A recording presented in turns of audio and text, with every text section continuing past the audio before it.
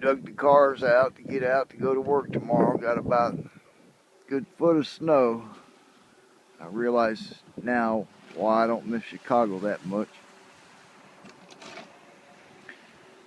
That and other reasons I don't need to go into.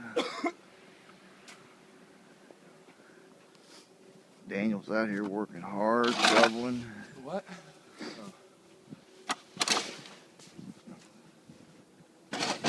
Tomorrow our big boy comes home from Iraq. Gonna be with us for a couple weeks.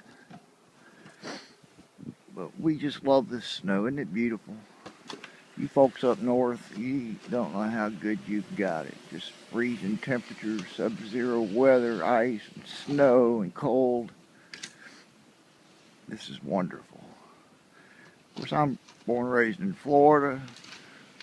So, hey, I wanted really a secret alternative reason I wanted to do this, post a message here, was to tell you something special. Jesus loves you very much today. He's looking at you, listening to you.